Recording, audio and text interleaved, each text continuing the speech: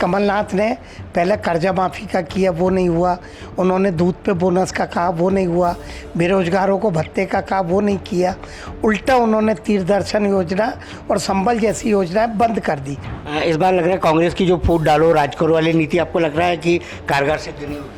भाजपा ने अपनी 5वीं सूची में बैतूल विधानसभा से हेमंत खंडेलवाल जी को अपना उम्मीदवार बनाया। हेमंत खंडेलवाल जी पूर्व में सांसद भी रह चुके हैं और विधायक भी रह चुके हैं। हेमंत खंडेलवाल जी के पिताजी स्वर्गीय विजय कुमार खंडेलवाल भी 4 बार सांसद इस लोकसभा क्षेत्र से रहे।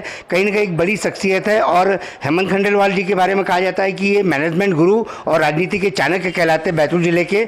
आज उनको उम्मीदवार बनाया। हम जानते हैं किस तरह से पूरी रणनीति अभी चुनाव में अपनाएंगे और क्या कुछ जीत के लिए प्रयास करेंगे। हेमंत जी बताइए, किस तरह से पार्टी ने आपको जब उम्मीदवार बनाया है, क्या पूरी रणनीति रहेगी इस बार?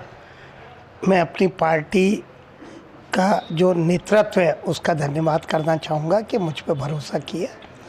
भारतीय जनता पार्टी इस चुनाव में पूरे आत्मविश्वास के साथ मैदान में आ रही है, क्योंकि हमारी केंद्र सरकार ने जो योजनाएं लाई मोदी जी के नेतृत्व में, वे जनता के हित की हैं। हर क्षेत्र में मोदी जी ने काम किया।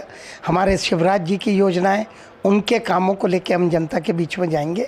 और 13 से 18 तक जब मैं विधायक था तो हमारे मुख्यमंत्री जी के सहयोग से हमने बैतूल में पानी को लेके, पीने के पानी को लेके, सिंचाई के पानी को लेके, चिकित्सा को लेके, हमने शिक्षा को लेके, हमने रोडों को लेके, बिजली को लेके हर क्षेत्र में काम किया।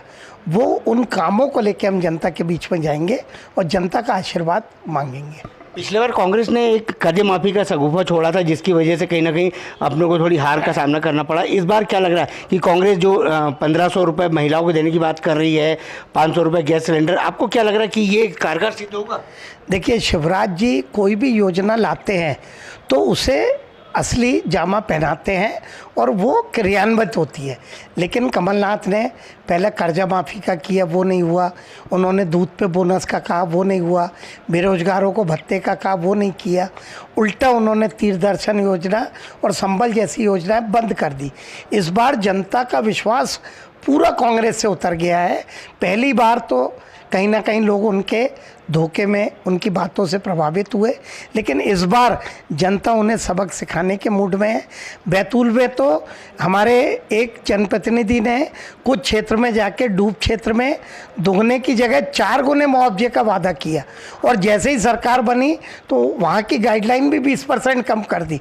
तो मैं समझता हूँ जनता सब चीज़ जानती है और जनता हर चीज़ को समझते हुए मतदान में हिस्सा लेगी। कांग्रेस वाले कटाक्ष कर रहे हैं कि जो मुख्यमंत्री जी घोषणा करते हो पूरी नहीं होती, सैकड़ों की संख्या में घोषणाएं कर दी है। आपको लगता है कि धरातल पे बहुत सारा कुछ काम हुआ है, लेकिन उसके बावजूद कांग्रेस कटाक्ष करने से पीछे नहीं हट रही है?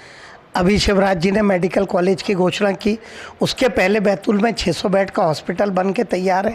कांग्रेस के कोई नेता अगर बोलते हैं कि फील्ड में घोषणाएँ हुई हैं तो मैं उन्हें आह्वान करूंगा कि वे पारसडोह, घोघरी, निर्गुण, गढ़ा, मेंढा जैसे डैमों के साइट पे जाएं, काम होता देखें, पेयजल की जो योजना है उन पे काम देखें, रोडों को देखें, हमारे जो स्कूल्स हैं, हॉस्पिटल हैं, उनको देखें, फील्ड पे जाएं और फिर वहाँ से कमेंट करें तो अच्छा लगेगा। ऐसे बोलने से कोई मतलब नहीं। पिछले बार कुर्मी समाज के अपना उम्मीदवार को लेकर के थोड़ा कहीं ना कहीं भाजपा को बहुत ज़्यादा क्षति जिले में पहुंची थी। आप मैनेजमेंट गुरु भी कहलाते हैं। इस बार किस तरह का मैनेजमेंट रहेगा कि 5 विधानसभा में आप एक सत्र राज करना चाहेंगे? देखिए, भारतीय जनता पार्टी, जो आप कुर्मी समाज का मामला कह रहे हैं, हमारी बैतूल ज़िले का सबसे बड़ा समाज है और समाज के नाते उनको वो अधिकार भी है राजनीति में। इसलिए चंद्रशेखर देशमुख को भारतीय जनता पार्टी ने मुल्ताई से टिकट दी।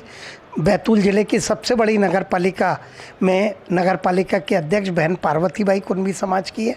मैं समझता हूँ कि पिछली बार हो सकता है क्षणिक कुंभी समाज हमसे नाराज़ होगा, लेकिन पूरी ताकत से कुंभी समाज भारतीय जनता पार्टी के साथ है, क्योंकि उन्होंने भी समझ लिया कि कांग्रेस बोलती कुछ है और करती कुछ है। इस बार लग रहा है कांग्रेस की जो फूट डालो राज करो वाली नीति आपको लग रहा है कि कारगर सिद्ध नहीं होगी?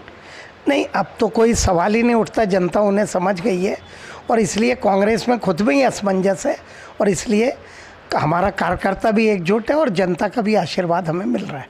इस बार भाजपा सीट यहाँ से जीतती है और पूरी विधानसभा भी जीतती है, तो बैतूल जिले के लिए क्या कुछ नया आयाम स्थापित करें, क्योंकि आप मतलब अमित शाह के भी खास माने जाते हैं और भाजपा पार्टी में आपका बहुत मतलब बड़ा कद है। आपको लगता नहीं कि जिले में कुछ ऐसी चीज़ें आनी चाहिए, रोजगार और जो बड़ी चीज़ें होना चाहिए यहाँ के लोगों के लिए?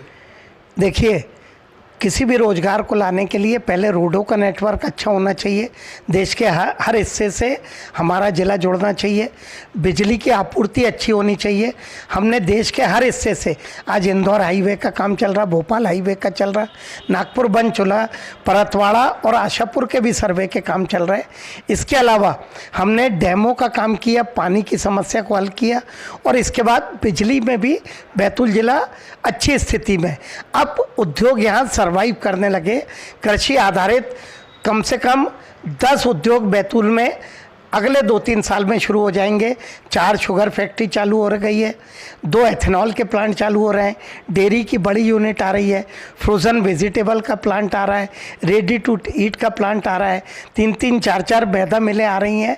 आप विश्वास मानिए, अगले 2-3 सालों में बैतूल के हज़ारों युवाओं को रोज़गार मिलेगा और कृषि के जो हमारे किसान हैं उनके उत्पाद को अच्छा रेट मिलेगा।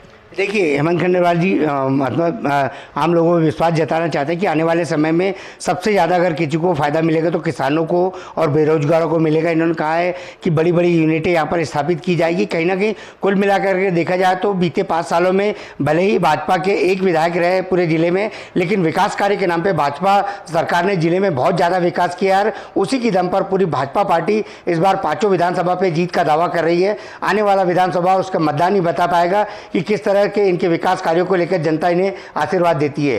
नंदकिशोर पवार, IBC 24, बैतूल विधानसभा से।